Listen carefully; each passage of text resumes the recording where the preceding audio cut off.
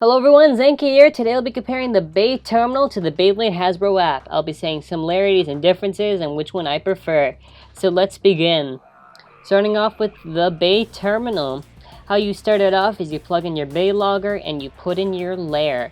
Now depending on what Bey you have, it'll scan the NFC chip in that layer and you'll get that preset Bey.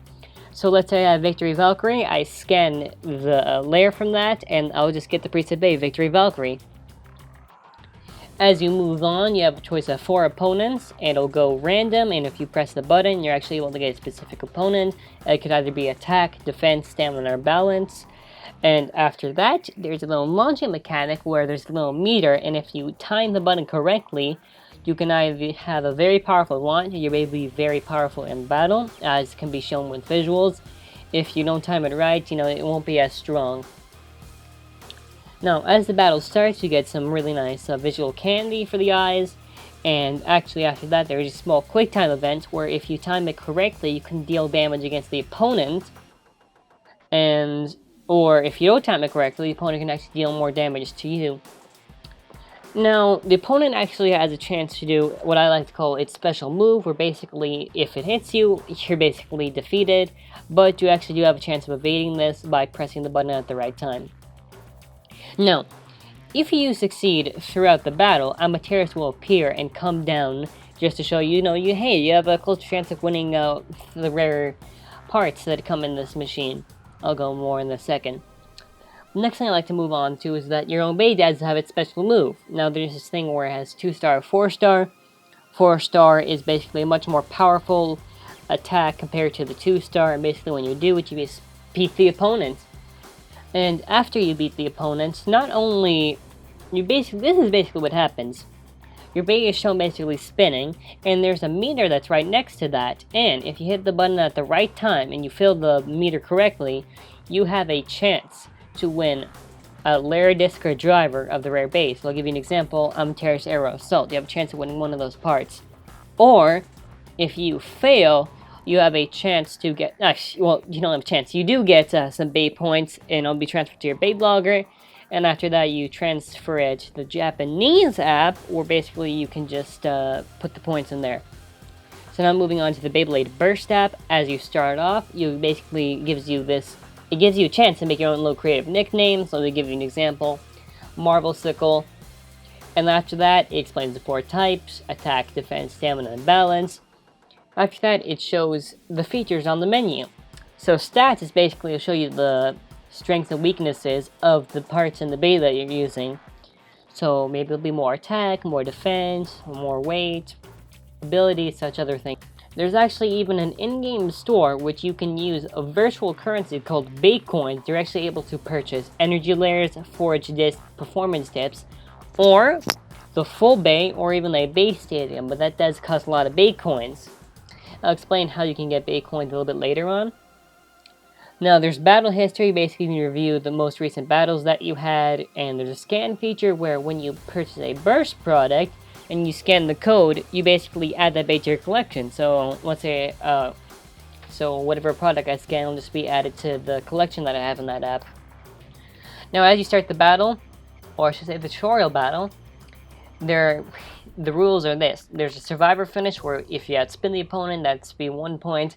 Burst finish where if the opponent bursts, it's 2 points. And the first one to get 3 points wins. Now with launching, you can see there's a little bar right there. And if you tap it correctly, you're actually able to either get a lot amount of health when you start the battle. If you don't time it correctly, you won't get much health when you start the battle. And so there's the basic ability, which is something that almost every Bey has, depending on what type it is. You can either have the attack ability, defense, stamina, or balance ability. Now, if it has a stamina ability, you're able to regenerate health. If it has the defense ability, you're able to make a shield and reduce damage received. If you have the attack ability, you can give powerful strikes to the opponent. And balance can have any one of the abilities that I just listed. Now, there's the avatar attack, which is basically based on the Bey that you have, and you can do the special attack against the opponent. There's the things called energy orbs, which is basically scattered around the field, and there are 2 kinds. Now, depending on which orb you get, you can either fill up the meter for your avatar attack, or it can fill up the meter for your basic ability. And as you win each battle, you gain Bey coins where you can use in the in-game store, and you also get experience on the parts that you use. So, as you do lots of battles, the Bey that you use or the combination or the parts that you use level up. Now the maximum level at this moment is only 5. So now let's move on to the similarities and differences between both of them. There's mechanics when the Bey is attacking, how you have to do specific taps, and if you time it correctly, you can actually deal a lot of damage to the opponent, or the opponent can do a lot of damage to you. Now differences would actually have to be the design of the Beys. The designs for the Hasbro Beys are very different from the Japanese Beys, and that's pretty obvious since of course there are two different things. And another thing I'd like to just add is that for the Bey Terminal, there's no customization option for your Bey nor the opponent. In the Burst app, you're actually able to make your own custom opponent, and you can choose from there what opponent you can add. And it'll give you a custom amount of points. You can set the level of experience to those parts for your opponent, and you can duel it out. While there's also other things, like a random opponent, where it'll just make a random combination, or you can also go to like recent battles, or like rematch, I should say, where you can actually rematch the last opponent that you did. With the Bey Terminal, it really just gives you like 4 random Beys, and that's the only one you can really go against. Also, another thing I like to add is eventually, Another thing I'd like to add is that the app actually will have a feature we're actually able to play with friends and multiplayer, or there'll even be such things as tournaments in that app, which sounds very, very exciting.